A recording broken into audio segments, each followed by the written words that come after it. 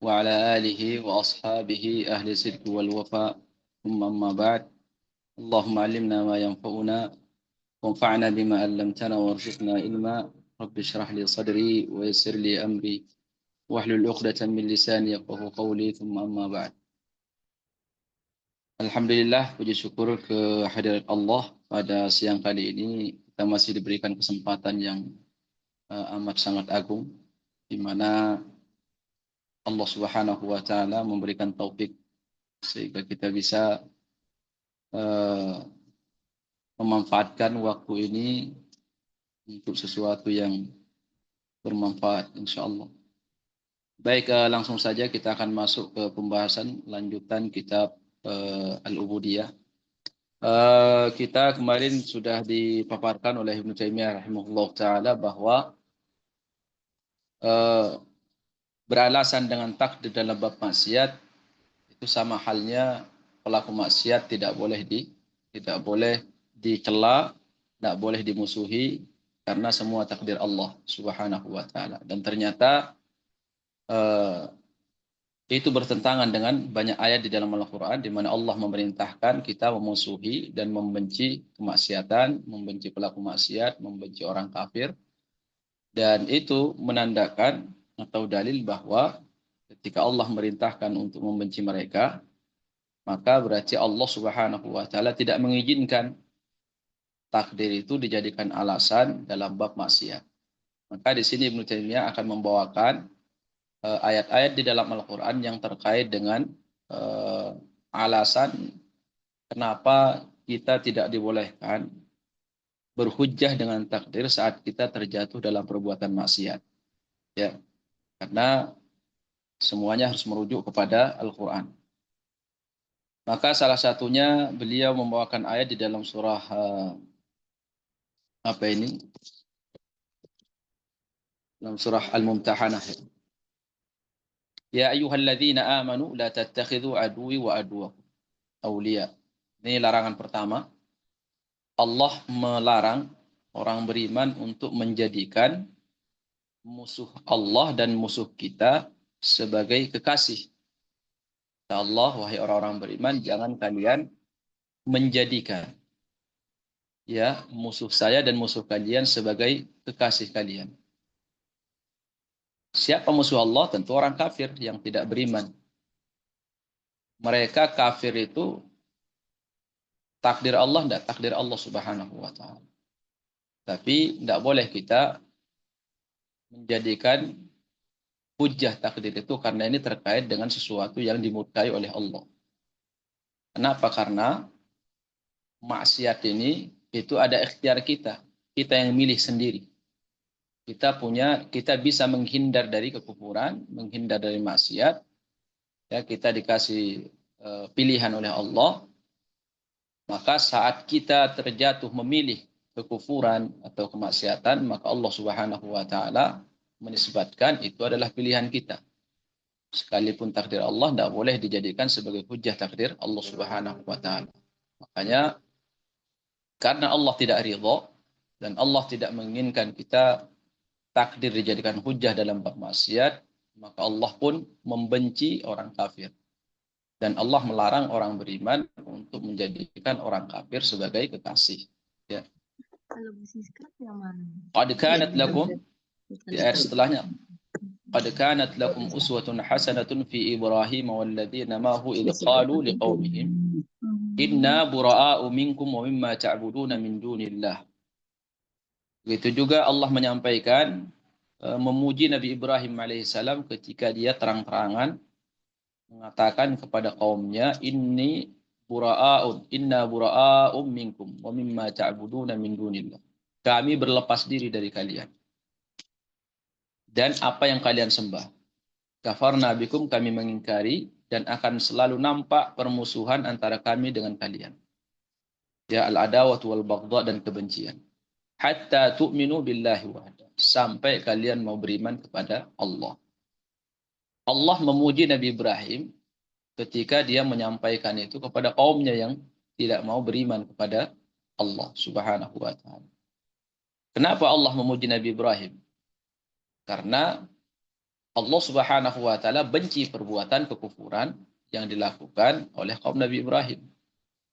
Maka kata Ibnu Taimiyah istinbat, andaikan dibolehkan kita berhujjah dengan takdir saat orang terjatuh ke dalam kekufuran, maka tidak boleh dicela dan tidak mungkin Allah membenci orang yang terjatuh ke dalam kekufuran. Saat ditanya kenapa kamu kafir, dia dengan gampang akan mengatakan takdir Allah. Sudah selesai. Apa alasan dia harus dibenci? Tapi ternyata di dalam Al-Quran Allah memuji Nabi Ibrahim. Ketika Nabi Ibrahim mengatakan kepada kaumnya, kami berlepas diri dari kalian. Dan kami akan senantiasa benci sama kalian selama kalian tidak menyembah kepada Allah Subhanahu wa taala. Ini pujian. Berarti di situ alasannya apa? Hujahnya tidak boleh berhujah dengan takdir dalam bab maksiat atau kekufuran. Kemudian di dalam surah Al-Mujadalah, Allah Subhanahu wa taala juga memuji orang-orang beriman. Dia menyebutkan sifat orang beriman secara khabar, ya, secara berita dari Allah, tapi ini maknanya perintah. Kata Allah, la tajidu qauman yu'minuna billahi wal yawmil akhir yuwadduna man haddallaha wa rasulahu. Kamu tidak akan mendapatkan satu kaum yang beriman kepada Allah dan hari akhir, kemudian dia mencintai orang yang menantang Allah Subhanahu wa taala. Siapa orang yang menantang Allah? Tentu orang yang tidak mau taat sama Allah. Itu kan dengan bahasa tubuhnya dia menantang Allah Subhanahu wa taala. Hatinya juga menantang Allah, tidak mau meyakini dan beriman kepada Allah Subhanahu wa taala. Nah, Allah memuji orang yang beriman itu tidak akan kita jumpai, kata Allah, dia loyal, cinta kepada orang yang menantang Allah dan Rasul-Nya. Kalau kita tarik ke masalah takdir, mereka itu kan tidak taat kepada Allah dan Rasul-Nya, itu kan takdir Allah. Berarti boleh kita mengatakan takdir Allah. Nah, disinilah letak pembahasannya. Kalau kita dibolehkan mengatakan ini takdir Allah, berhujjah dengan takdir Allah dalam bab kekufuran atau kemaksiatan, maka tidak mungkin Allah Subhanahu wa taala memuji orang yang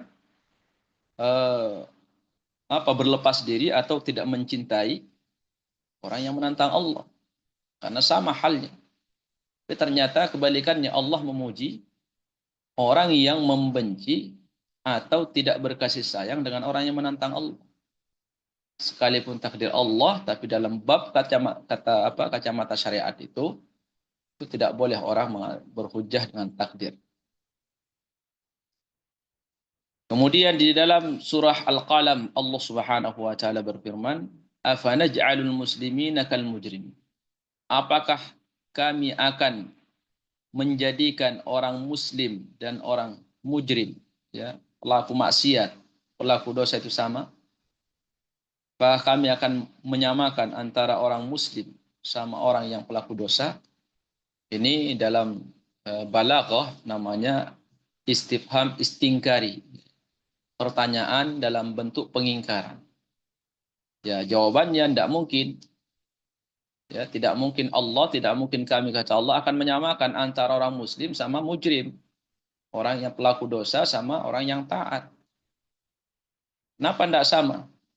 Sementara takdir Allah juga dia terjatuh dalam perbuatan maksiat. Dia terjatuh dalam perbuatan dosa juga takdir Allah.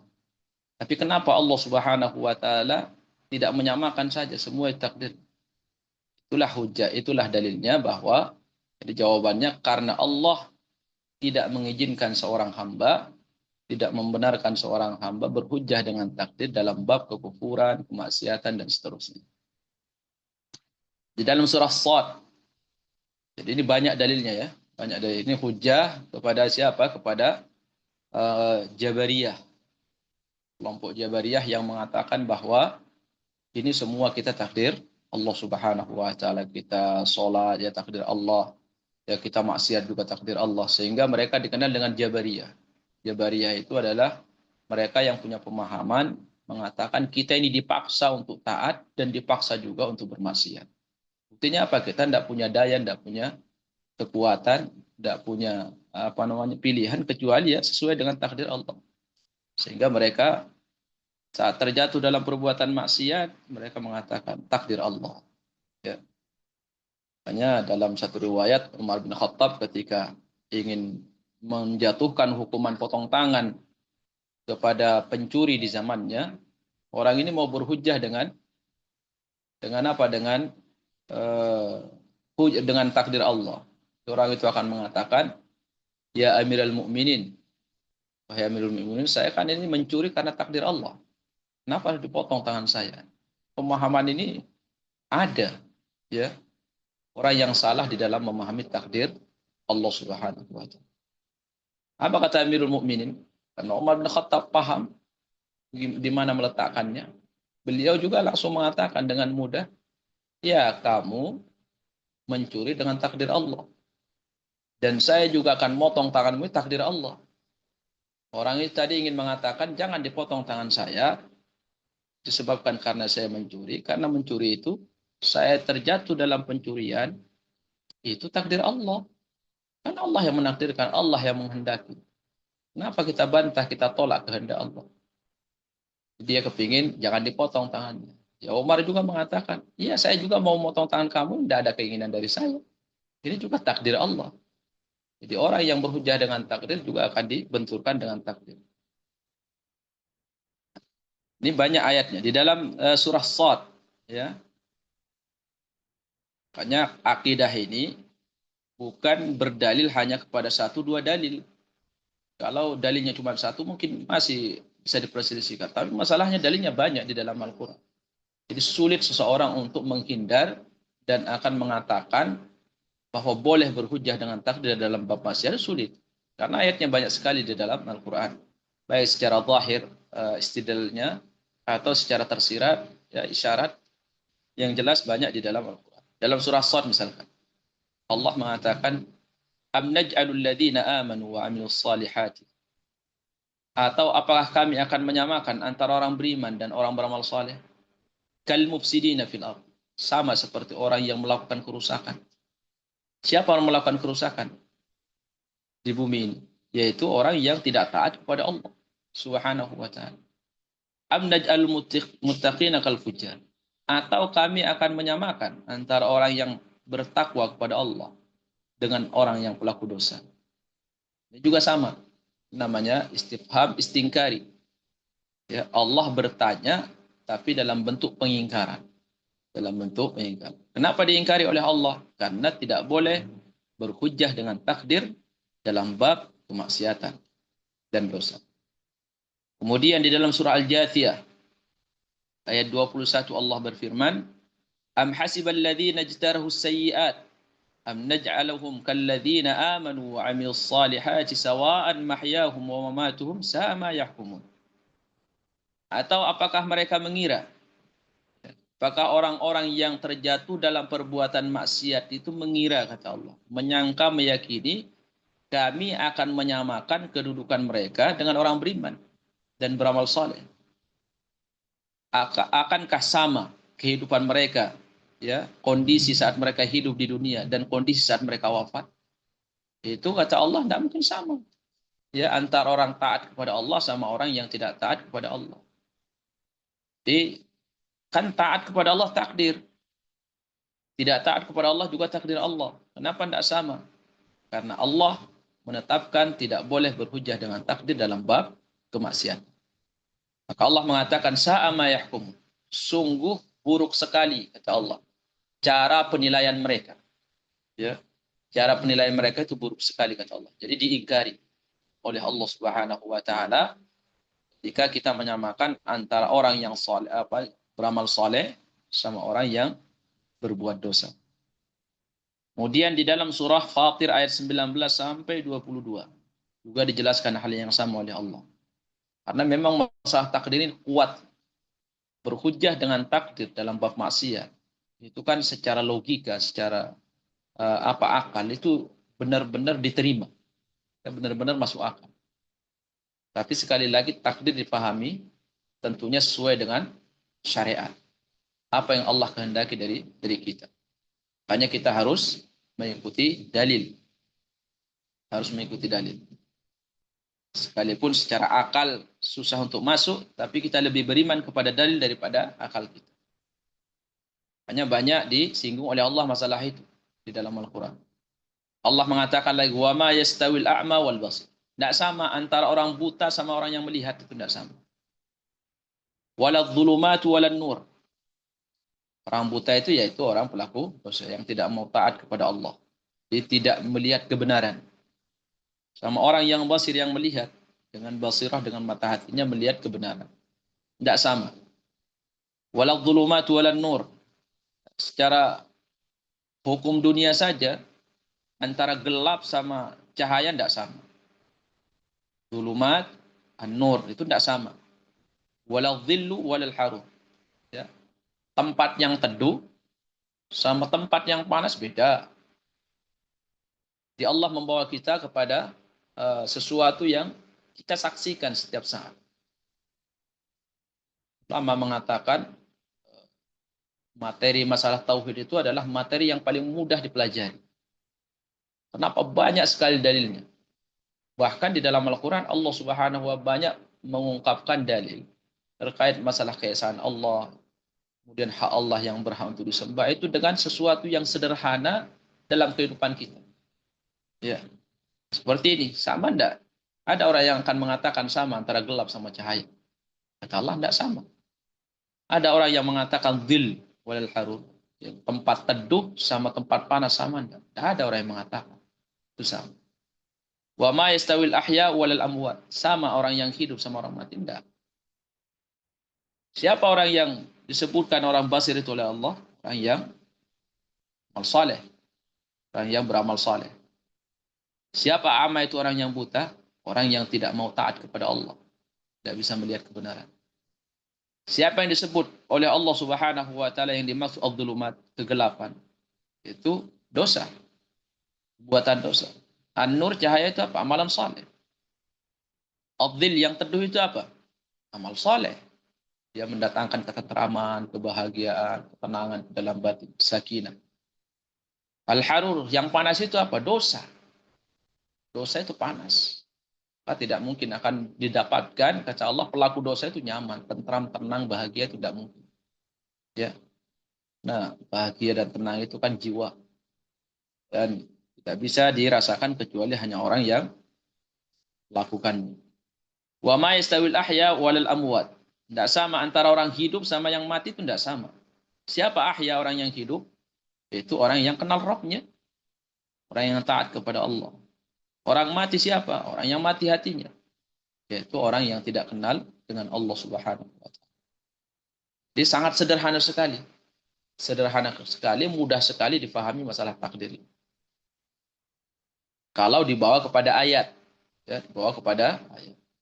Jadi kalau dikembalikan kepada logika, ya sulit difahami pemahaman yang benar masalah takdir.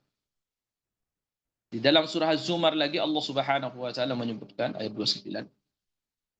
Daraballahu mathalan rajulan fihi syuraka'u mutasyakisuna. Allah Subhanahu wa taala membuat masal perumpamaan rajulan yaitu seorang hamba fihi syuraka. Jadi seorang budak yang dimiliki oleh orang banyak. Ya. Jadi seorang budak dimiliki oleh orang banyak. Wa rajulan salaman lirajulin. Kemudian ada lagi seorang budak yang dimiliki oleh satu orang saja. Jadi sama-sama budak. Yang satu dimiliki oleh orang banyak. Karena di zaman perbudakan itu ada istilah apa namanya? Budak musyarakah. Jadi budak dimiliki oleh orang banyak. Ya, dimiliki oleh orang banyak. Maka kalau yang satunya mau menjual bagiannya harus ditawarkan kepada yang memiliki budak itu juga. Supaya nanti nggak jauh-jauh dan tidak repot. Nah ini budak dimiliki oleh orang banyak. Misalkan 5 orang majikan. Dia 1 orang. Budaknya 1 orang dimiliki oleh orang banyak. Mutasyakisun. Akhirnya majikan ini tengkar. Nah, kira-kira ya, ini si budak majikannya tengkar. Ini kira-kira bagaimana? Apa yang harus dia lakukan? Kira-kira nyaman enggak dia kehidupan? Enggak akan nyaman. Kenapa? Karena seorang budak yang dimiliki oleh majikan yang banyak, itu susah dia untuk membuat ridho majikannya. Untuk membuat majikannya senang sama dia, cinta sama dia, merasa iba dengan dia, itu tidak bisa. Kalaulah satu majikannya misalkan dia buat tertarik sama dia, senang sama dia, ya majikan yang lainnya gimana? Mungkin belum tentu akan tertarik dengan apa yang dia perbuat. Nah, hamba ini, budak ini akan melakukan sesuatu yang disenangi oleh majikannya. Apakah sama 5 majikan ini kesenangannya? Tidak sama. Jadi susah kehidupan orang seperti ini dimiliki oleh orang banyak. Sama tidak kehidupannya, kebahagiaannya, ketenteramannya dengan seorang budak dimiliki oleh satu orang saja. Kapan dia bisa tenang? Kalau dia membuat majikannya nyaman sama dia. Jadi yang dia ingin apa? Tugas dia untuk membahagiakan majikannya itu cuma satu majikan. Apa yang disenangi oleh majikannya dia perbuat. Apa yang dibenci oleh majikannya dia hindari. Udah, senang majikannya sama dia. Jadi gampang. Tapi kalau banyak, repot. Nah ini makanya kita dalam ta'amul, dalam berinteraksi dengan di dunia ini, seharusnya jangan sampai kita mencari keridhaan semua orang. Nah sulit, ya si A kita bikin senang sama kita, si B benci, ya. Si B kita bisa ambil hatinya, si C lari hatinya. Maka kata ulama rahimahullah, lebih baik kita apa? Sibuk untuk membuat bagaimana Allah ridho sama kita.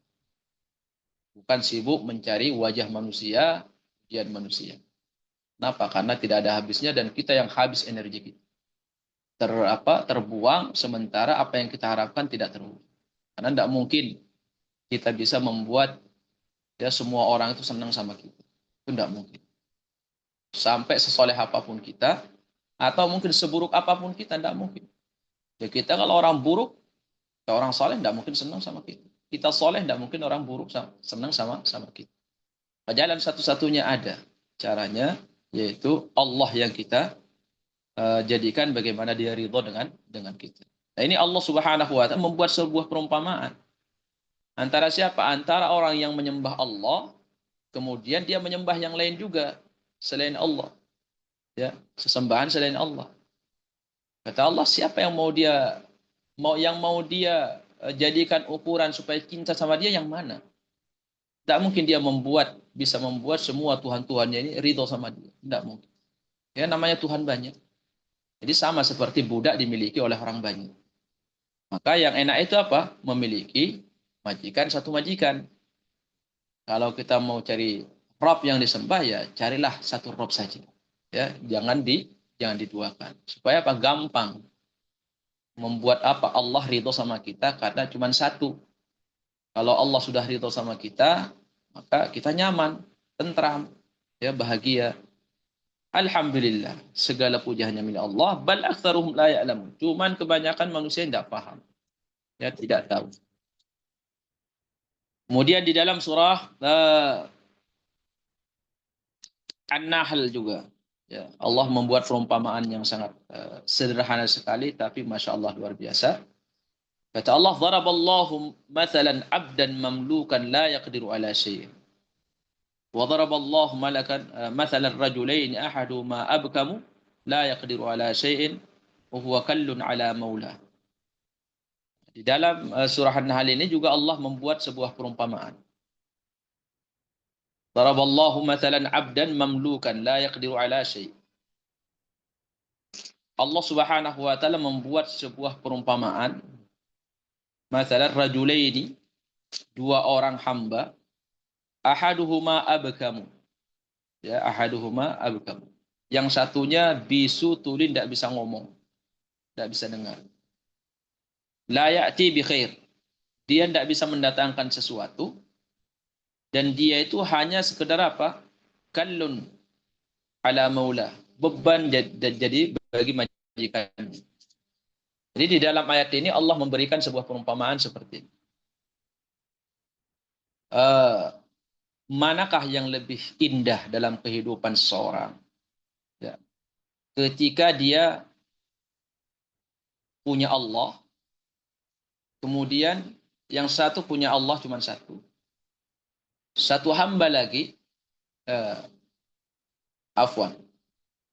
Manakah yang lebih afdol, ya, yang lebih baik, yang lebih indah, yang lebih enak dan nyaman dalam kehidupan seseorang? Itu dua hamba, ya, dua hamba ini dia menyembah Allah Subhanahu wa taala, menyembah Allah dan Allah Subhanahu wa taala mampu untuk mendatangkan kebaikan bagi dia. Mampu mendatangkan kebaikan bagi dia. Dengan seorang hamba yang menyembah selain Allah, itu ibarat apa? Ibarat seorang apa? Seorang budak. Ibarat seorang budak yang dia sembah, ibarat seorang budak yang mana budak ini sama sekali jadi beban bagi majikan. Jadi beban bagi majikan. Dia tidak bisa mendatangkan sesuatu untuk majikan. Dia itu jadi beban bagi majikannya. Kemudian apa? Tidak bisa mendatangkan kebaikan. Ini perumpamaan ini dibuat perumpamaan oleh Allah terkait dengan sesembahan yang disembah selain Allah. Kata Allah, coba kalian lihat. Yang disembah oleh sebagian manusia selain Allah, sesembahan selain Allah. Itu sama sekali tidak bisa mendatangkan kebaikan. Yang membuat dia itu bisa bergerak, bisa ini. Itu Allah Subhanahu wa taala sembahannya. Dia sendiri tidak bisa mengatur dirinya sendiri, tidak bisa mendatangkan kemaslahatan. Kira-kira bergantung dengan sesembahan seperti itu, kira-kira di mana titik temu kenyamanan, ketentraman untuk bisa mendatangkan kebaikan bagi kita itu di mana? Nah, ini kan sebuah perumpamaan yang sangat sederhana, yang sulit ditolak oleh akal manusia. Bagaimana kata Allah kau menyembah, ya, menyembah eh, sesembahan yang dia sendiri tidak bisa mendatangkan kebaikan untuk dirinya. Dia itu saja diurus oleh siapa? Oleh Tuhan yang satu, yaitu Allah Subhanahu wa taala. Dia sendiri tidak bisa mendatangkan kebaikan untuk dirinya, tidak bisa mengatur untuk kehidupan dirinya, bagaimana dia bisa mengatur sesembahan apa kehidupan orang yang menyembah dia. Tidak sama, ya. Jelas tidak sama. Terakhir di dalam surah Al-Hasr ayat 20, Allah Ibnu Taimiyah membawakan ayat la yastawi ashabun nari wa ashabul jannah. Ya, intinya kesimpulannya penduduk surga tidak sama dengan penduduk neraka, tidak sama dengan penduduk surga. Ashabul jannah humul faizun. Penghuni surga itu mereka lah yang sukses. Ini beberapa ayat yang dibawakan oleh Ibnu Taimiyah rahimahullah terkait dengan apa? Terkait dengan sebuah perumpamaan dan ayat-ayat yang terkait dengan apa? Tidak boleh seorang hamba berhujjah dengan takdir dalam bab terjatuh dalam perbuatan maksiat. Ya, terjatuh dalam bab maksiat tidak boleh. Alasan di antara alasannya adalah karena Allah melarang kita berhujjah dengan takdir dalam bab maksiat. Bagaimana istimbatnya itu? Buktinya Allah merintahkan kita untuk membenci pelaku maksiat. Andaikan hujjah dengan takdir dalam maksiat dibolehkan, maka tidak ada alasan bagi Allah untuk apa? Untuk melarang kita memusuhi dan membenci pelaku maksiat. Karena sama-sama takdir dari Allah. Nah, karena Allah melarang kita berhujjah dengan takdir dalam bab maksiat, maka Allah membenci seorang hamba yang terjatuh dalam perbuatan maksiat. Dan orang yang beriman kepada Allah juga diperintahkan oleh Allah untuk membenci mereka. Ya, membenci mereka dan kemaksiatan mereka. Kemudian kita lanjutkan perkataan Ibnu Taimiyah rahimahullah taala. Wa nadha'iru dzalika mimma yufarriqu Allah fihi baina ahli al-haqq wal batil. Nadha'ir itu semisalnya. Dan ayat-ayat yang senada dengan ini banyak sekali di dalam Al-Qur'an di mana Allah membedakan antara ahlul haq dan ahlul batil, ya, pelaku maksiat sama orang-orang yang selalu melakukan kebenaran, ketaatan kepada Allah dibedakan. Wa ahli ta'ah wa ahli maksiyah. Ahli taat, orang yang taat sama orang yang bermaksiat. Wa ahli birri wa ahli fujur. Sama, yang selalu melakukan bir kebaikan dan dibedakan dengan orang yang selalu melakukan keburukan. Wa ahlil huda wad dhalal. Selalu dibedakan oleh Allah orang yang selalu berada di atas petunjuk sama orang yang tersesat. Wa ahlil ghayyi war rasyad. Orang yang berada di jalan yang lurus dan orang yang berada di atas jalan yang menyimpang. Wa ahli sidqi wal kadhibi. Allah bedakan selalu orang yang selalu jujur dengan orang yang selalu dusta. Jujur perintah Allah Subhanahu wa taala. Dusta larangan Allah. Saat berdusta takdir dari Allah. Boleh kita berhujjah ini takdir Allah saya berdusta? Tidak boleh. Kenapa? Karena Allah melarang berhujjah dengan takdir dalam bab maksiat. Maka Allah pun membenci kedustaan. Natijatu ma sabaqa, maka kesimpulan hasil dari pemaparan sebelumnya, Ibnu Taimiyah melanjutkan, faman syahidal haqiqatal kauniyata dunad diniyah sawwa baina hadhihi al-ajnas al-mukhtalifati allati farraqa Allah bainaha ghayatan at-tafariq hatta yaula bihi al-amru ila an yusawwi Allah bil asnam. Jadi barang siapa yang menyaksikan betul hakikat penciptaan, hakikat kauniyah ini, ciptaan alam semesta ini. Dengan apa? Dengan hakikat agama diniyah. Tadi kita sampaikan ada kauniyah, ada Qur'aniyah. Ayat Allah kauniyah sama Qur'aniyah. Qur'aniyah inilah inti ilmu yang sebenarnya. Kauniyah itu hanya sekedar penyempurna. Maka siapa yang menyaksikan ya, paham tentang hakikat kauniyah seperti yang banyak dilakukan oleh orang sufi, orang tasawuf dan seterusnya, mereka lebih banyak mempelajari masalah kejiwaan, kemudian bagaimana kebesaran Allah Subhanahu wa taala, keajaiban Allah Subhanahu wa taala, perkara-perkara yang gaib. Tapi mereka lalai untuk memahami hakikat agama ya, yang dibangun di atas perintah dan larangan. Ini banyak. Kata Ibnu Taimiyah, yang hanya fokus menyaksikan hakikat al-kauniyah, ya, sekedar ciptaan Allah Subhanahu wa taala, kemahabesaran Allah, kekuasaan Allah Subhanahu wa taala, dunad diniyah, dunal haqiqati diniyah, tanpa juga memperhatikan hakikat agama yang Allah turunkan ini. Inti tujuan para rasul diciptakan, maka itu nanti buahnya seperti ini. Kata Ibnu Taimiyah, ya. Supaya kita hati-hati. Penemuan-penemuan yang baru sekarang ini jangan kita kemudian melebur di situ, ya, atau tidak ingat ada ilmu yang sebenarnya yang inti.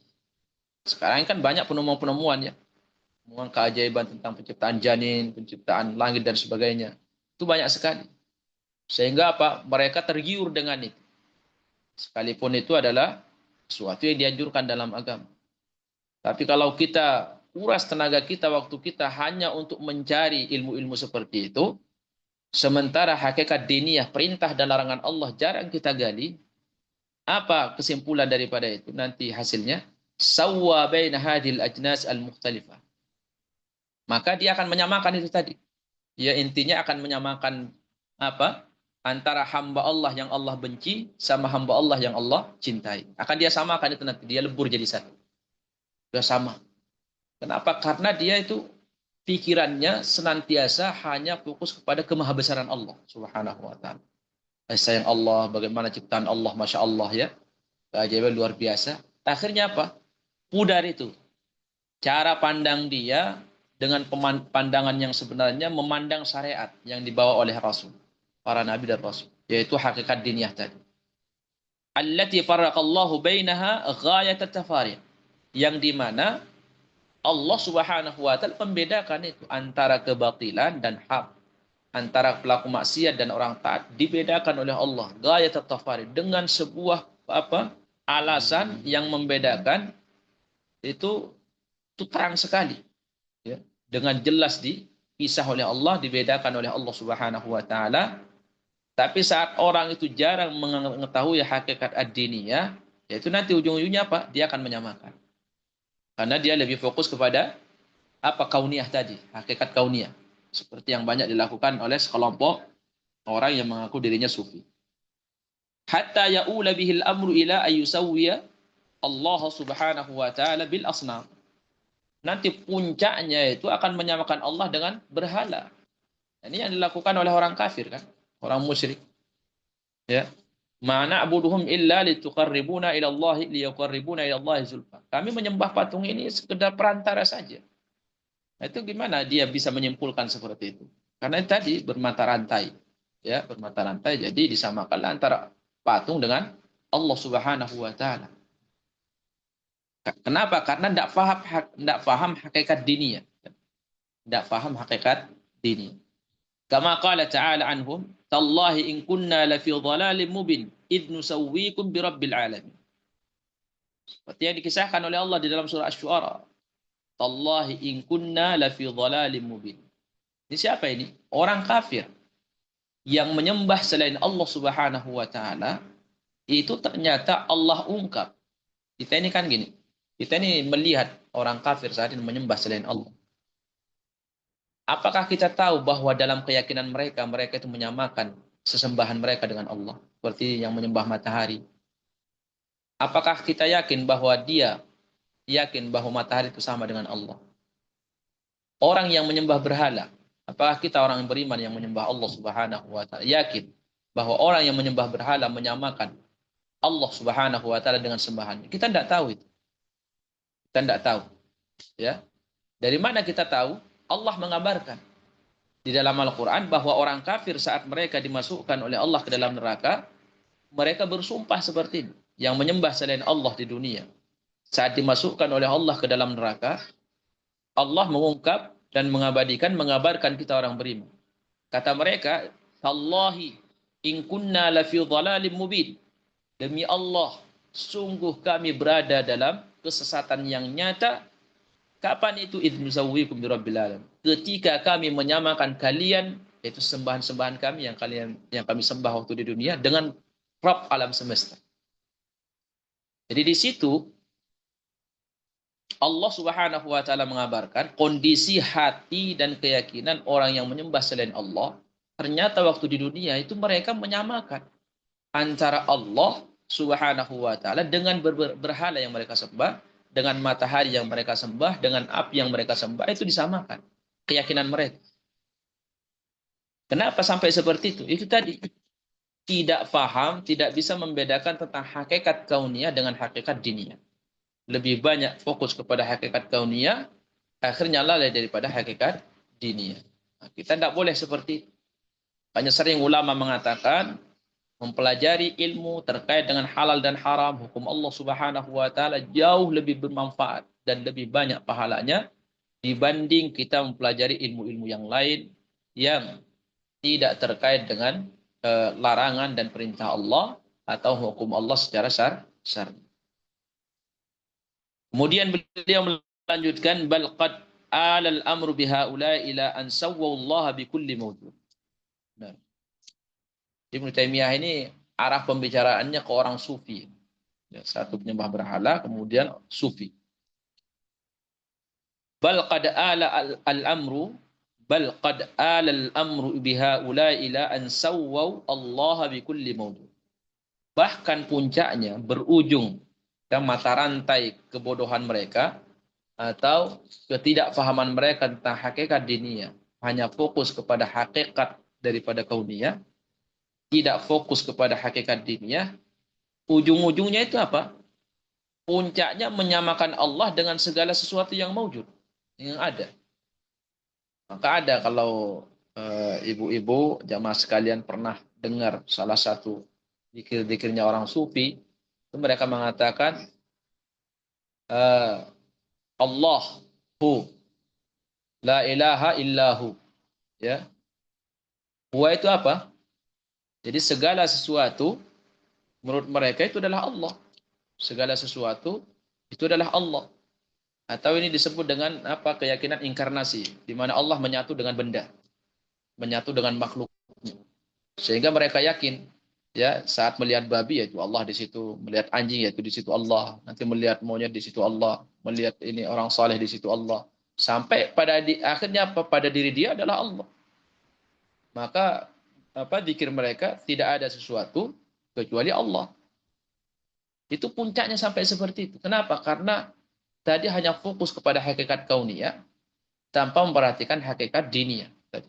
Apa yang diinginkan oleh Allah Subhanahu wa taala dari pengutusan para rasul, mereka itu tidak pelajari. Jadi hanya berdasarkan kesimpulan-kesimpulan, dia banyak lebih kepada membuang waktunya untuk hakikat kauniyah, pada akhirnya punya keyakinan inkarnasi atau Allah terwujud atau ada pada segala benda. وَجَعَلُوا مَا يَسْتَحِقُّهُ مِنَ الْعِبَادَةِ وَالطَّاعَةِ حَقًّا لِكُلِّ مَوْجُودٍ إِذْ جَعَلُوهُ هُوَ وُجُودُ الْمَخْلُوقَاتِ.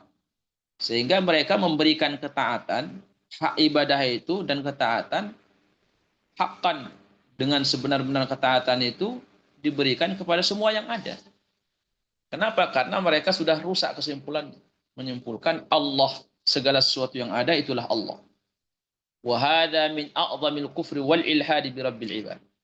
Dan ini adalah bentuk kekufuran yang paling besar dan sebuah pemahaman ateis yang paling dahsyat terkait Rabbul Alamin, Rabb alam semesta.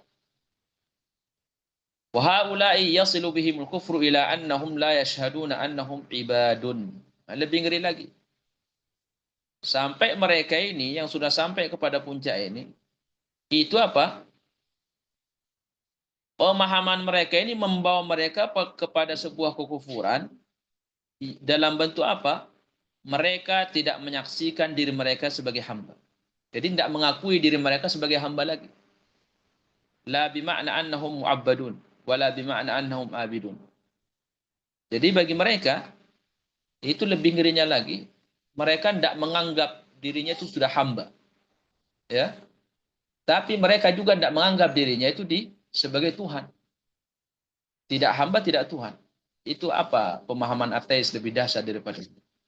Tidak ada. Itu kan dahsyat luar biasa. Itu kata Ibnu Taimiyah rahimahullah ta'ala tadi.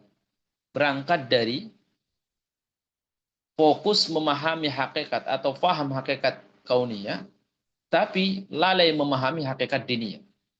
Sehingga ujungnya seperti itu. Nah ini Ibnu Taimiyah sekalipun tidak menyebut kelompok ini. Tapi kita yakin beliau itu hidup di satu zaman sudah muncul kelompok-kelompok seperti ini banyak. Jadi dia ini menceritakan kondisi di zaman dia, di mana dia melihat banyak kelompok-kelompok seperti ini. Jadi mereka ini ada yang keluar dari agama bukan karena mengingkari Islam, tapi karena tadi cara belajarnya salah, ya. Cara belajarnya salah sehingga pada ujung-ujungnya apa? Ujung-ujungnya berdasarkan hanya kesimpulan, akhirnya kesimpulan-kesimpulan mereka itu membawa mereka pindah dari satu tahapan ke tahapan yang lain, pada ujung-ujungnya ilhad, ateis, ya. Tidak mengakui tidak ada apa Tuhan ada, bahkan dia tidak tahu apakah dia hamba ataukah dia Tuhan, sampai dia tidak tahu. Waliyahudzubillah.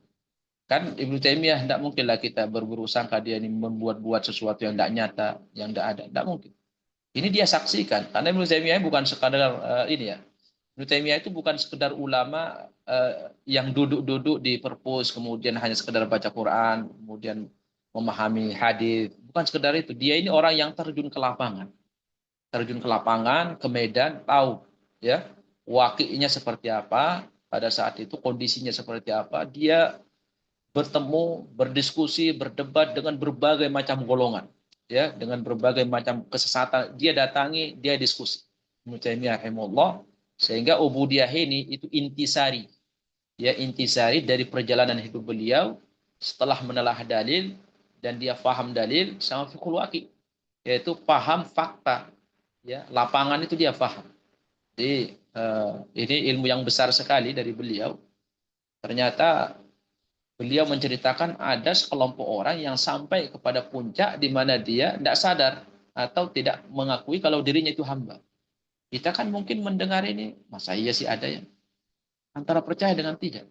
Tapi Ibnu Taimiyah ini bertemu dia masalah, ya, bertemu dengan kelompok-kelompok ini, bahkan mungkin bisa diskusi dia, sehingga dia menarik sebuah kesimpulan seperti ini, ya, karena dia paham betul. Id yashhaduna anfusahum min hiyal haq. Karena mereka ini sendiri, kenapa dia tidak mengakui dirinya Tuhan, juga bukan hamba, bukan Tuhan juga, ya. Ya ateis pada akhirnya. Kenapa seperti itu? Rusak seperti pemahamannya. Karena mereka ini tadi menyaksikan dirinya ini Allah itu berinkarnasi kepada menyatu dengan makhluk. Nah, selama saya ini makhluk berarti Allah ada pada saya. Itu. Nah, terus kalau saya sembah siapa yang saya sembah? Nyembah diri saya atau nyembah Allah sementara Allah ada pada diri saya? Kan kacau itu. Pemahaman seperti itu. Kama sarraha bidzalika tawaghituhum ka Ibni Arabi sahibil fusus. Yang tadi saya sampaikan sebagaimana kata Ibnu Taimiyah ya, itu diucapkan dengan jelas oleh togut mereka ya. Togut mereka maksudnya dengkot. Siapa itu Ibnu Arabi? Jadi di dalam Islam itu sejarahnya ada ulama namanya Ibnul Arabi. Kalau Ibnul Arabi ini ahli tafsir ulama Malikiyah lurus ya. Ada namanya Ibnu Arabi. Nah, Ibnu Arabi ini yang punya pemahaman Allah menyatu dengan seluruh makhluk. Ya, sufi kental yang mungkin ini dedengkotnya gitu. Sampai punya satu kitab namanya Al-Fusus ya. Punya kitab namanya itu Al-Fusus.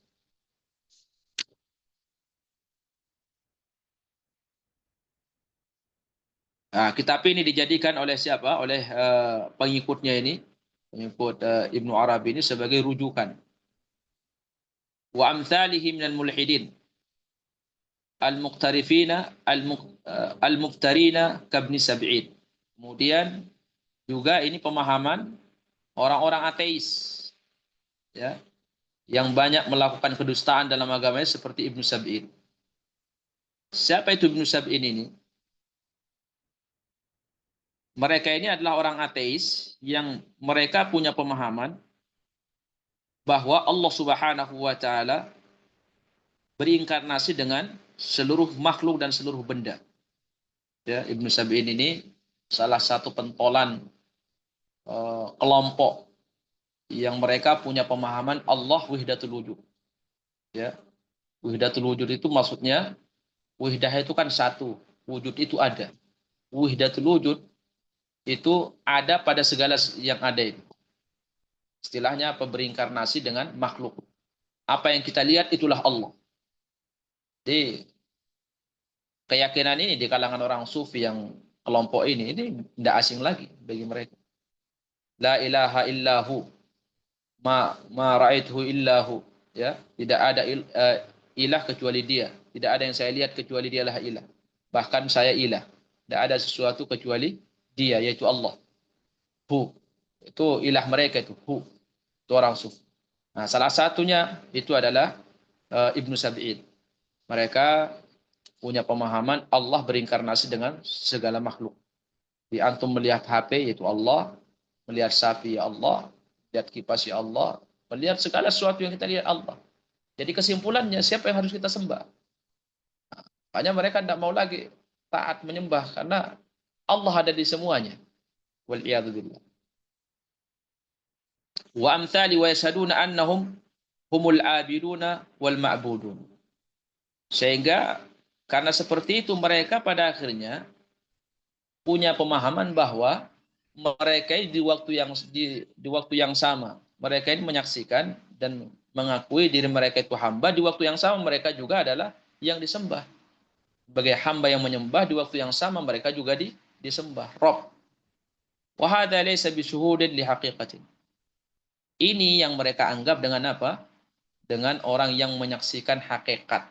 Ya, yang mungkin jamaah sekalian pernah dengar ada yang menyebut dirinya dengan sudah sampai kepada tingkatan hakikat ya, setelah syariat ma'rifat hakikat, itu martabat itu ma'rifat syariat ma'rifat hakikat.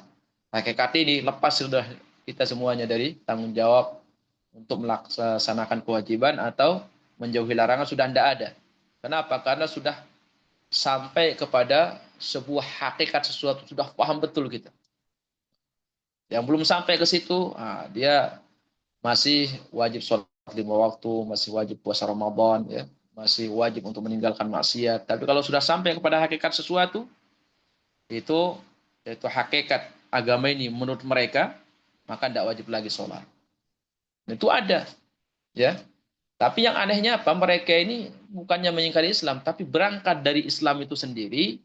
Orang Islam awalnya belajar Quran, belajar hadis, kemudian terus belajar, cuman salah cara belajarnya, salah ilmu yang dipelajari. Hanya benar kata Nabi SAW, beliau mengatakan, wal Qur'anu hujjatun laka au alaika.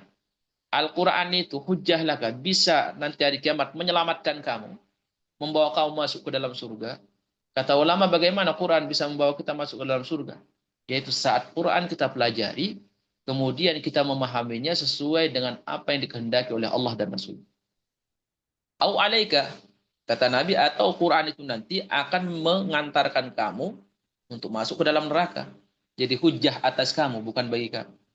Yaitu Quran itu nanti akan menyeret kamu ke dalam neraka. Kata ulama, bagaimana Quran dipelajari kok bisa membawa ke dalam neraka? Ya, kata ulama, saat kita pelajari, kemudian kita fahami tidak sesuai dengan apa yang Allah inginkan dan Rasulnya, dan saat kita mengamalkannya tidak sesuai dengan apa yang diinginkan oleh Allah dan Rasulnya, padahal berangkat dari apa? Hujah kita Quran, yang kita pelajari Quran, yang kita pelajari dalil, kok bisa masuk ke dalam neraka? Karena salah memahami, salah cara belajarnya, salah cara menyimpulkannya. Akhirnya ujung-ujungnya Pak, muncullah orang-orang seperti ini. Mereka ini berangkat bukan orang jahil. Berangkat dari belajar Quran, belajar dalil, kesimpulan sendiri. Pada ujung-ujungnya apa? Sebagian isi Al-Quran dibuang hakikat sebenarnya. Akhirnya apa?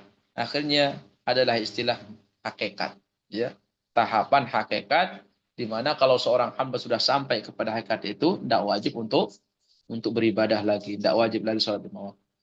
Maka kata beliau, wahada laysa bisuhudin li haqiqah. Maka Ibnu Taimiyah mengatakan, ya sebenarnya kalau dilihat, kok kalau ujungnya seperti ini kata Ibnu Taimiyah, sebenarnya bukan hakikat. La kauniyah wala diniyah. Tidak sampai kepada hakikat secara kauni, yaitu pengetahuan tentang alam semesta, dan juga tidak sampai kepada hakikat secara agama. Ini malah kebodohan kata beliau. Bal huwa dhalalun. Justru ini sebuah kesesatan. Sekalipun mereka mengatakan ini sudah hakikat. Ilmu hakikat. Ibnu Taimiyah hendak itu dhalal. Itu sebuah kesesatan, ilmu sesat, wa'ama, dan sebuah kebutaan, an syuhudil haqiqatil kauniyah. Justru mereka ini tidak sampai kepada hakikat kauniyah. Hakikat kauniyah aja mereka tidak paham, kata beliau. Apalagi hakikat diniyah. Ya. Haitsu ja'alu wujudal khaliqi huwa wujudal makhluk. Bagaimana mereka mengatakan diri mereka sudah sampai kepada ilmu tentang hakikat sesuatu. Ilmu tentang hakikat sesuatu. Sehingga menyangka dan mengira, meyakini mereka tidak wajib lagi melaksanakan kewajiban. Mereka mengatakan mereka sudah sampai kepada ilmu hakikat sesuatu. Ibnu Taimiyah justru ini bukan hakikat. Ini sebuah kesesatan. Bagaimana mereka ini, ilmu mereka yang mereka katakan hakikat sesuatu, ujung-ujungnya menyamakan antara wujudul khaliq wa wujudul makhluk. Antara zat al-khaliq sama zat makhluk kok sama. Ya. Khaliq, pencipta sama yang diciptakan kok sama. Ini kan kebodohan. Bukan ilmu hakikat sesuatu. Mereka sebenarnya tidak sampai kepada ilmu hakikat kauniyah. Wa ja'alu kulla wasfin madmumin wa mamduhin na'tan lil khaliq. Lebih ngerinya lagi, kelompok ini menyematkan semua sifat, baik yang tercela atau yang terpuji, disematkan sebagai sifat lil khaliq, untuk sang pencipta wal makhluk dan yang diciptakan. Idh wujudu hadha huwa wujudu hadha indahum. Karena zat makhluk itu itulah zat khaliq menurut mereka. Nah kalau berarti apa? Kita melihat orang kafir, ya berarti kata mereka itu Allah. Kita melihat ada orang yang kita melihat patung, berarti menurut Allah. Ya, bagaimana sesembahan selain Allah yang Allah katakan, yang Allah benci, yang Allah perintahkan kita untuk menghindari, kok pada ujung-ujungnya ilmu mereka membawa mereka kepada sebuah kesimpulan itu Allah. Jadi pada akhirnya apa? Kacau. Tidak ada yang baik, tidak ada yang buruk. Semua Allah, yang buruk Allah, yang baik Allah. Ya orang kafir ya Allah, orang munafik ya Allah, orang beriman ya Allah, semuanya Allah. Ujung-ujungnya apa? tidak ada sang khalik. Kami Ibnu Taimiyah tadi menyimpulkan apa? Ini ilhad. Ya, ilmu, cara belajar, kesimpulan yang akan berujung bermata rantai dengan apa? Hasil sebuah kesimpulan di mana Allah Subhanahu wa taala tidak ada. Kenapa? Karena tidak dibedakan antara sang khalik sama makhluk. Dan mereka sekalipun mengaku ini hakikat, ilmu hakikat sesuatu, mereka sebenarnya tidak sampai kepada ilmu hakikat, ya, kauniyah. Kalau mereka yang sampai kepada hakikat kauniyah, itu jelas antara khalik pencipta sama makhluk itu beda. Antara sifat yang tercela sama sifat yang terpuji itu jelas beda.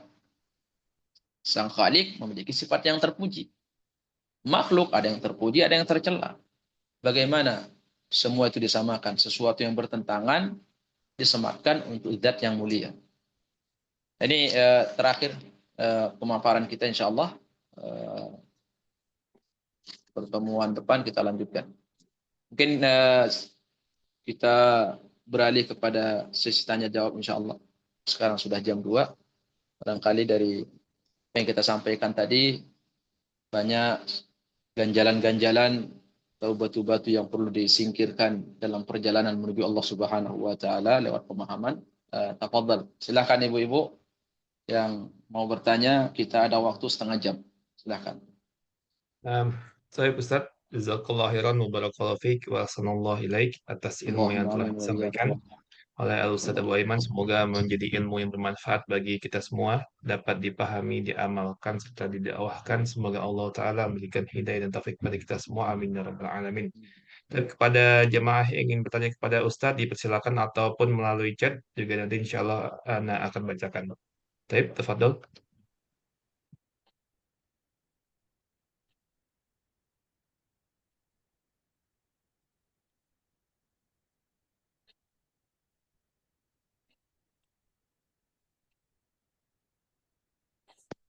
Bingung, nggak tahu apa yang mau ditanyakan.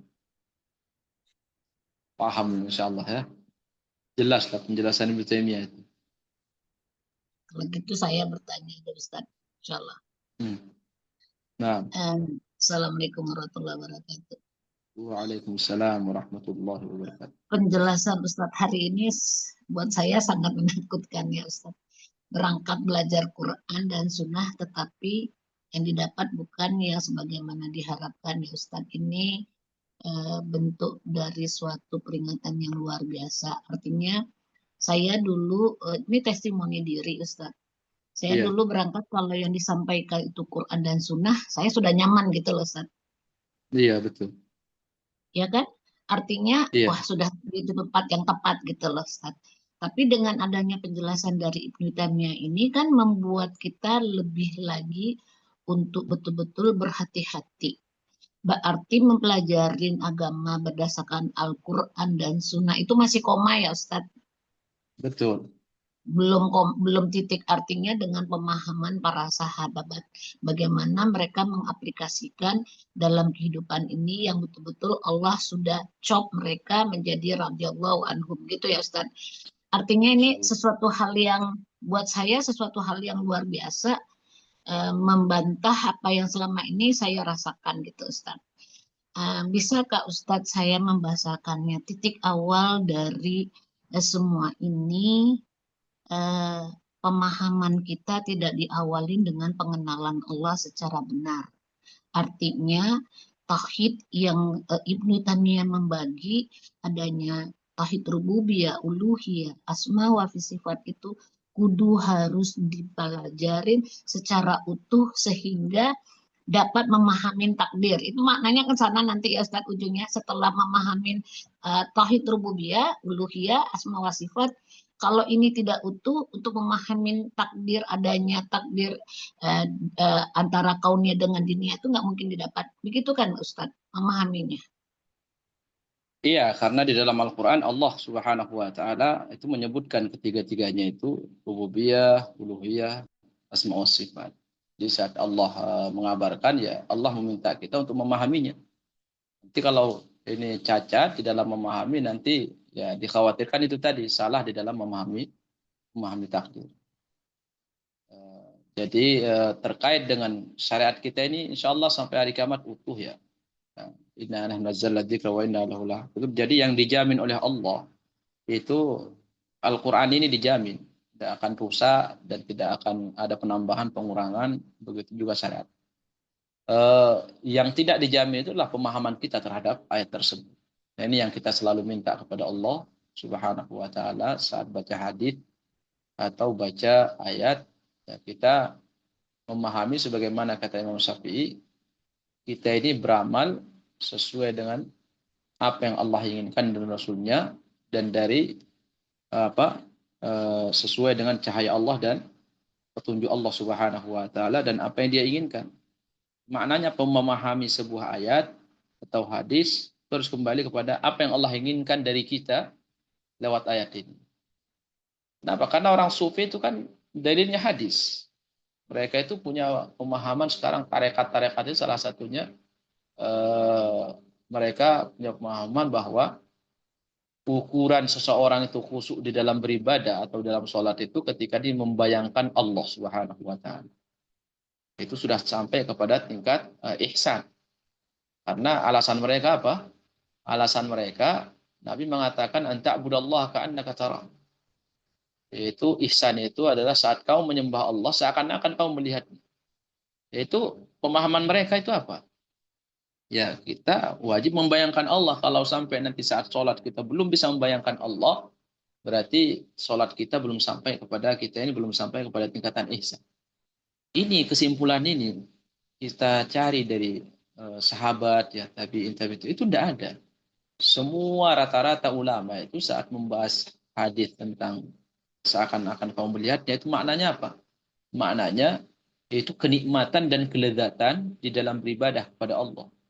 Atau makna yang kedua, merasa diawasi oleh Allah. Tidak keluar dari itu penafsiran. Adapun membayangkan Allah itu mereka mengharamkan malahan. Tidak boleh Allah dibayangkan. Mau dibayangkan dengan apa Allah Subhanahu wa taala? Kita itu bisa membayangkan sesuatu yang pernah kita lihat. Allah tidak pernah kita lihat. Bagaimana kita membayangkan? Mau membayangkan dengan apa juga? Ya, sesuatu yang tidak pernah dilihat itu tidak bisa kita bayangkan. Nanti kita samakan dengan makhluk. Jadi pemahaman kita ini, ya, sekalipun yang kita gali Quran atau Sunnah, ya sumbernya sudah benar, ya sumbernya sudah benar. Tapi ada tugas kita selanjutnya untuk selalu memohon dapat hidayah pada Allah Subhanahu wa taala. Dan tadi tauhid, masalah rububiyah sama uluhiyah, asma wa sifat, itu juga kita harus benar memahaminya. Karena nanti kan itu banyak ya. Saat ini saya beberapa kali itu ketemu orang yang terhitung ya pelajar lah. Dia ternyata memahami takdir aja masih kacau, ya. Padahal itu orang itu ya sudah lumayan lah secara keilmuan, secara zahirnya. Tapi ternyata pemahaman masalah takdir tidak utuh ternyata. Dan ini dikhawatirkan banyak kaum muslimin itu memahami ya seperti pemahaman orang ini, tidak utuh. Itu yang kita khawatirkan seperti itu. Nah, barakallahu fikum. Fika barakallah. Ustadz Ahwan, Ustadz, saya nyambung Ustadz.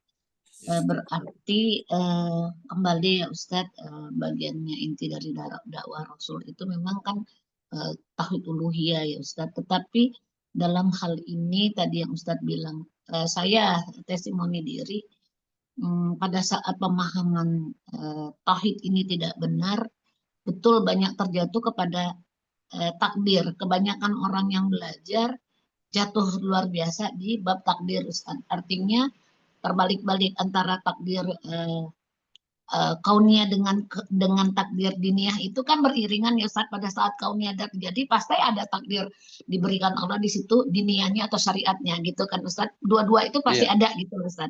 Tidak mungkin satu berdiri sendiri gitu loh. Nah, jika ini tidak dipahaman utuh, di sini banyak terpuruknya orang yang, saya tidak berbicara kepada yang lain, yang belajar itu luar biasa terpuruknya Ustadz, bahasanya begitu.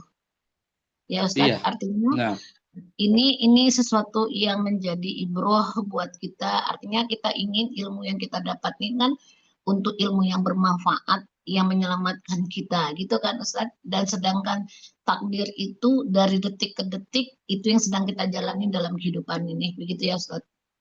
Ya itu pasti, ya pasti kita tidak akan keluar dari takdir. Kehidupan kita ini tidak keluar dari takdir.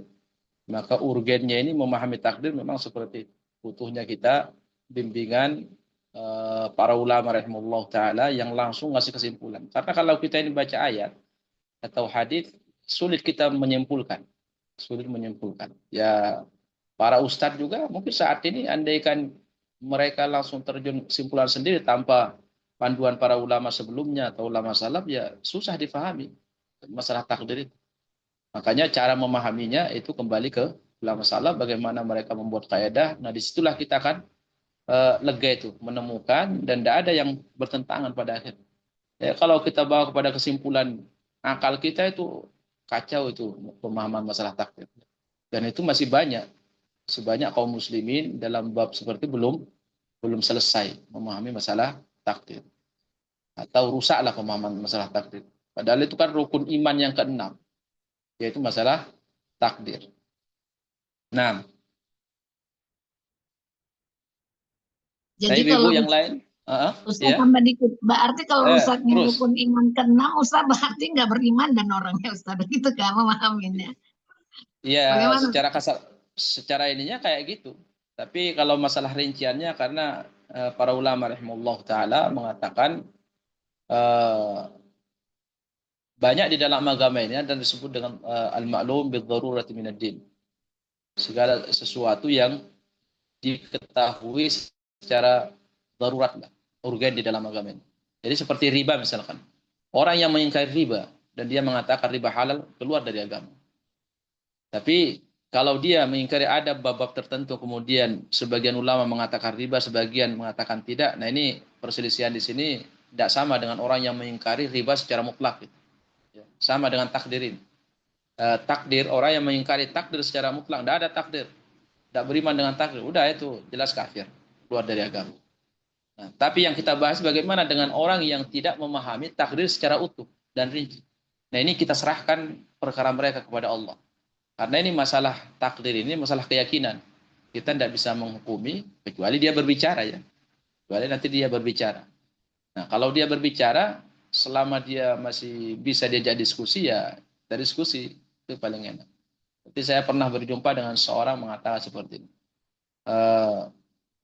Saya tanya, dia juga sudah lama belajar. Bapak-bapak, seorang bapak-bapak saat itu saya masih kan berapa tahun yang lalu.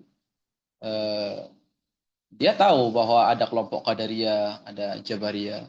Saya tanya, kalau seseorang terjatuh dalam perbuatan maksiat, itu takdir apa enggak? Oh bukan takdir Allah itu. Bukan takdir Allah. Oh bisa? Iya, enggak mungkin takdir Allah.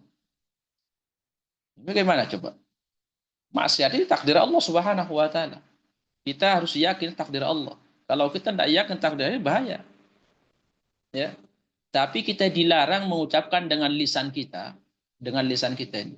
Takutnya tadi salah paham dari pemaparan yang kemarin ya. Kita ini dilarang untuk mengucapkan berhujjah dengan takdir. Tapi wajib kita meyakini takdir Allah Subhanahu wa taala. Tapi secara lisan kita istighfar. Ya. Secara keyakinan takdir Allah tapi secara lisan istighfar. Jangan mengatakan takdir Allah. Jadi kalau musibah nah, itu baru kita meyakini juga takdir, juga mengucapkan dianjurkan kita mengucapkan qadarallah wa masya'a fa'ala. Jadi orang ini juga pemahamannya ternyata selama ini dia yakin bahwa orang yang terjatuh dalam perbuatan maksiat itu bukan takdir Allah. Itu kan fatal. Nah, jangan-jangan mungkin jamaah di sini juga ada yang meyakini seperti itu. Yang kita pelajari dari kemarin-kemarin itu apa? Berhujjah dengan takdir dalam bab maksiat. Bukan kita mengingkari maksiat itu takdir Allah, bukan. Ya. Tapi berhujjah itu mengatakan bahwa ini takdir Allah. Saya terjatuh dalam maksiat. Saya mengatakan, oh takdir Allah. Kalau itu seakan-akan apa? Tidak tercela dia, Allah yang menginginkan. Itu yang dilarang itu. Ya, mengucapkan dengan lisan, yaitu berhujjah dengan lisan kita, ini takdir Allah. Tapi meyakini wajib. Untuk meyakini itu takdir Allah. Wajib secara keyakinan dalam hati. Makanya Allah Subhanahu wa taala mengabarkan tentang takdir itu untuk diyakini. Untuk diyakini. Yakin kita semua yang terjadi takdir Allah. Mau yang baik, yang buruk, takdir Allah. Nah, kemudian kita maju ke tahapan setelahnya. Apa itu? Apa respon kita? Bagaimana yang Allah kehendaki dari kita saat kita mendapatkan takdir? Ya, takdir apa ini? Takdir terjatuh ke dalam perbuatan musibah dunia, bangkrut usaha kita. Nah, ini bukan maksiat. Maka apa yang Allah minta dari kita ini terkait takdir musibah dunia. Qadarallahu wa ma syaa fa'al, inna lillahi wa inna ilaihi raji'un. Ini takdir Allah. Dibolehkan kita berhujjah, bahkan dianjurkan. Nah, kalau takdir Allah terjadi pada diri kita terkait masalah maksiat, apakah Allah juga menginginkan kita dengan lisan mengatakan takdir Allah? Ternyata disitulah kita dilarang. Jangan katakan takdir Allah. Itu bahaya. Nanti akan bermata rantai. Itu ujung-ujungnya seperti tadi. Ya, tidak boleh dicela orang yang terjatuh dalam perbuatan maksiat. Tapi saat kita terjatuh dalam perbuatan maksiat, istighfar. Ya, istighfar. Innal abda adnaba dzamban fa'alima an la lahu rabban yaghfiru dzamba faqala Allahumma ighfir li dzambi. Allah di hadis kursi mengatakan, apabila ada seorang hamba terjatuh dalam perbuatan dosa. Kemudian dia yakin, tahu, ya ilmu dia, bahwa dia punya Allah, Rabb, yang bisa memaafkan dosa-dosa dia. Maka dia angkat kedua tangannya, dia langsung istighfar. Allahumma ighfirli dzambi, ya Allah ampuni dosa. Dia tidak mengatakan, ya Allah ini takdirmu. Ya. Tapi Allah mengabarkan kepada kita apa hamba tersebut istighfar, astagfirullah. Bukan qadarallahu wa ma syaa fa'al. Jadi tidak ada dalilnya, tidak ada ayatnya anjuran kita mengucapkan takdir saat terjatuh ke dalam perbuatan maksiat. Tapi sebaliknya saat kita terjatuh dalam perbuatan maksiat yang ada adalah istighfar. Kalau takdir musibah dunia sebutkan oleh Allah dalam Al-Qur'an. Alladzina idza asabathum musibatun qalu inna lillahi wa inna ilaihi raji'un. Yaitu orang-orang yang ketika ditimpa musibah apa ini? Musibah dunia. Atau kematian ya, atau kehilangan sesuatu, atau terjadi musibah luka dan seterusnya, maka mereka langsung mengatakan inna lillahi wa inna ilaihi raji'un. Kita milik Allah dan akan kembali kepada Allah Subhanahu wa taala. Ya seperti itu. Allahu a'lam bishawab. Baik, jazakumullah khairan wa barakallahu fikum atas pertanyaan dari jemaah dan juga penjelasan dari Al-Ustaz. Pada jemaah yang ingin bertanya kembali, dipersilakan. Assalamualaikum Ustaz. Waalaikumsalam warahmatullahi wabarakatuh. Dari seluruh pemaparan Ustaz tadi itu, saya simpulkan bahwasanya kesalahan atau kesesatan orang-orang tersebut itu yang pertama karena salah belajar. Iya, Pertama, betul. salah belajar. Kedua, kekosongan ruhiyah. Mereka yang ingin mendekatkan diri kepada Allah, tetapi karena belajarnya sudah salah, mereka itu pada hakikatnya itu ruhiyahnya kosong. Sehingga Iya, mereka mencari sesuatu yang instan. iya, Sehingga mereka tersesatkan. Ini mereka menikmati ibadah. Mereka kalau pengikut thariqat itu mereka kebanyakan kan wirid-wirid itu betul. amalannya itu yang pada hakikatnya hadis tadi yang dipakai mereka nggak pernah mempelajari tentang hadis. Oh ini sahih mutawatir atau tingkatan lainnya itu mereka nggak peduli. Yang mereka Iya, ingin adalah bagaimana mereka mendekatkan diri kepada Allah. Yang disitulah setan bermain, gitu kan, betul. menyesatkan mereka. Nah, saya termasuk yang dulu belajar seperti itu, Ustaz. Masya Allah. Alhamdulillah. Alhamdulillah. Dari Atas situ, kesempatan. Alhamdulillah Allah memberikan hidayah dengan pada waktu itu saya tidak belajar tentang mentadaburi Al-Quran. Al-Quran hanya sebatas baca saja. Itu pengalaman saya. Hadis pun saya nggak tahu tentang tingkatan-tingkatan itu nggak tahu.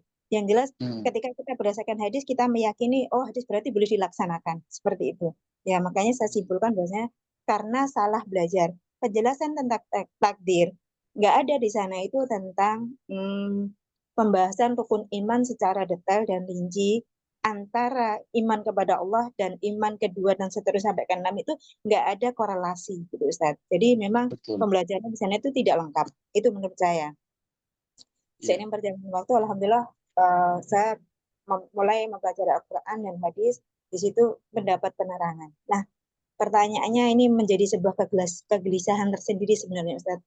Ketika melihat teman-teman yang seperti ini, yang tadi disampaikan oleh Ustaz, walaupun mereka terpelajar, banyak yang mereka itu yang lihat. Pertanyaan saya adalah, apa yang bisa kita lakukan untuk menyadarkan mereka? Karena mereka itu meyakini apa yang dilakukan adalah kebenaran, Ustaz. Masalahnya di situ. Nggak menyadari itu ada sebuah kegiatan dan kesehatan, itu yang tidak susah itu. Menyadarkan yang seperti ini, Ustaz. Itu pertanyaan saya. Baik. Suaranya jelas nggak? Putus-putus? Jelas, Ustaz. Oh, jelas. Tadi Umi ini kok di-on kan, jadi dia nggak ganggu. Oh ya. Jadi gini, sekali lagi, saat kita ini mau melakukan sesuatu, kita itu harus melihat ke atas ya. Apa yang Allah inginkan dari saya per saat ini dalam kondisi seperti ini. Kan cara berpikirnya seperti itu. Jadi bukan selamanya itu kita melihat kepada objek, ya, pada objek yang enggak. Jadi sampai para ulama itu juga melihat kondisi, ya. Dalam syariat ini saya itu harus berbuat seperti apa dalam syariat kalau ada kondisi seperti ini. Jadi jangan sekedar fokus kepada objek. Jadi yang harus kita yakini saat kita melihat sebuah kesesatan, maka yang pertama kita yakini bahwa yang ngasih hidayah itu Allah Subhanahu wa Ta'ala. Nah, tugas saya itu apa? Tugas saya sekedar mengingatkan, menyampaikan, meluruskan, ngasih tahu, setelah itu berdoa untuk dia. Selesai. Kan gitu kan hasilnya. Perkara dia nanti itu puas atau tidak, kita tidak ada kewajiban, tugas kita bukan memuaskan orang. Tugas kita itu menyampaikan. Karena memuaskan itu tidak ada dalam syariat. Sampai Nabi aja tidak puas semua orang kan. Dan memang tugasnya sekedar menyampaikan. Jadi apa yang harus kita lakukan, doakan mereka. Kemudian kalau ada celah, ya ada waktu, ada jalan, mungkin diskusi atau diajak, ya cari cara yang bisa tersampaikan itu ilmu kepada mereka. Seperti itu. Jadi jangan sampai juga kita kemudian jadi merasa tersisa karena melihat dia seperti itu. Akhirnya apa? Akhirnya kita kepingin seakan-akan kepingin mau ngasih hidayah. Gitu. Dan itu Nabi ditegur oleh Allah di dalam Al-Quran. La'allaka baqi'un nafsaka illam yu'minu bihadzal hadithi asaf. Wahai Muhammad, kata Allah, seakan-akan kamu ini mau membinasakan dirimu sendiri, melihat karena sedihnya kamu melihat mereka tidak beriman. Sudah kata Allah, itu tugas kamu sekedar menyampaikan. Nabi dilarang terlalu hanyut dalam kesedihan melihat orang musyrik itu tidak beriman. Karena Nabi sedih, sayang, kasihan mereka itu nanti diazab. Tapi pada akhirnya apa? Kehanyutan Nabi dilarang oleh Allah. Sampai apa? Disinggung oleh Allah Subhanahu wa taala dalam surah Al-Kahf. La'allaka baqi, jangan Muhammad, ya, kesedihan kamu nanti akan sampai membawa kamu bahaya, celaka. Suruh disetop sama Allah. Udah berhenti, jangan terlalu sedih. Ya. Ya sedih boleh, itu anjuran, tapi sampai nanti habis waktunya itu yang jadi pikiran sementara Allah tidak mau ngasih hidayah sama orang itu. Ya, apa boleh buat? Nah, seperti itu. Jadi tugas kita hanya menyampaikan, kemudian setelah itu mendoakan, tidak lebih daripada itu. Jangan terlalu sedih melebihi, nanti akan membuat pada akhirnya kita sampai tidak khusus sholat, nanti sampai akhirnya tidak fokus belajar dan seterusnya. Seperti itu, Allahu a'lam. Ya nggak usah peluang banyak lah ya. Baik. Ustaz. Ya, mungkin sudah tidak ada lagi. Jazakumullah khairan, Abu Arkan. Barakallahu fikum. Atas pertanyaan dari jemaah dan juga jawaban dari Ustaz. Satu pertanyaan lagi kalau Ustaz ya, masih ada sisa 6 menit Ustaz. Ya, tafadhal. Ya, bagi jemaah yang ingin bertanya kembali, dipersilakan. Masih ada sisa waktu untuk pertanyaan terakhir.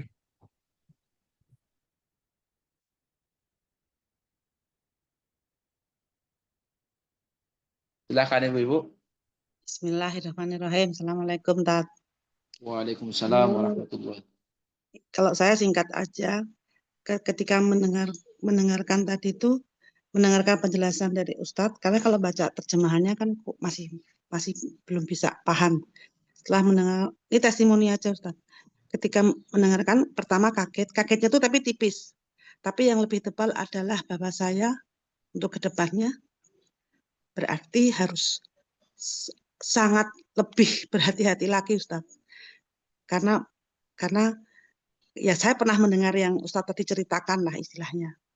Yang ada seorang penyampai juga yang saya ingat dia dari Sumatera ya. Saya mendengarkan itu tuh, terus saya berpikir juga ini kok kayaknya nggak benar ini kok sepertinya sesat. Nah dari penjelasan tadi saya bisa menyimpulkan, oh betul ya, berarti yang saya khawatirkan ketika saya mendengar itu loh Tat. Berarti betul yang dia sampaikan itu salah. Nah itu loh.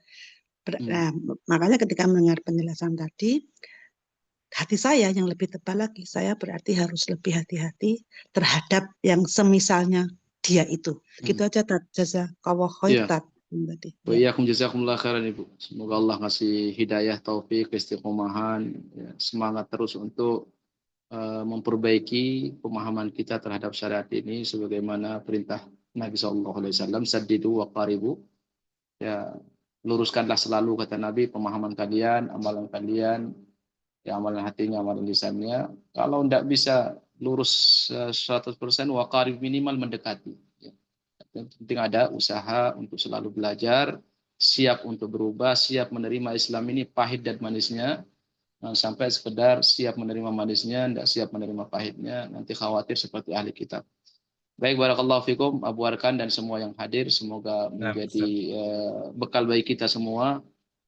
Tulisan ulama besar Ibnu Taimiyah rahimahullah ta'ala yang kita tidak ragu lagi dengan keilmuan dan pengalaman beliau di dalam berdakwah, terjun ke medan dakwah langsung, bahkan ke medan tempur pun. Jadi beliau ya hampir banyaklah yang ilmu itu langsung diamalkan sama beliau semuanya ya.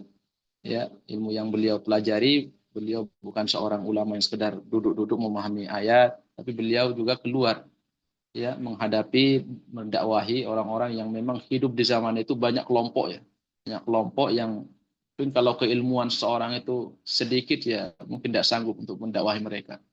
Beliau hidup di zaman dibenturkan dengan Asy'ariyah, kemudian dibenturkan dengan kebatinan, kemudian dengan tarekat, kemudian ada Mu'tazilah, ada Jabariyah. Itu Masya Allah beliau hadapi semuanya berdasarkan ilmu yang luar biasa dan tawakal kepada Allah, tekad yang bulat, sehingga karya-karya beliau menjadi rujukan untuk kaum muslimin saat ini, alhamdulillah. Baik, barakallahu fikum. Saya kembalikan kepada Abu Arkan. Nah, Ustaz. Jazakumullah khairan. Nah, oh iya Ustaz, sebelum kajian diakhiri, Ana kembali mewakili jemaah mengucapkan jazakallah khairan, barakallahu fiik, wa ahsanallahu ilaik atas keuangan waktu, ilmu, faidah dan nasihat yang telah disampaikan oleh Ustaz Abu Aiman. Semoga Ustaz dan keluarga beserta kita semua selalu berada di Allah Ta'ala, amin ya rabbal alamin. Kita akhiri majelis ini dengan doa kafaratul majelis. Subhanakallahumma bihamdika, asyhadu an la ilaha illa anta, astaghfiruka wa atubu ilaik. Assalamualaikum warahmatullahi wabarakatuh. Waalaikumsalam warahmatullahi wabarakatuh. Jazakumullah khair. Wa iyyakum jazakumullah khairan. Barakallahu fikum. Wa iyyakum jazakumullah khairan.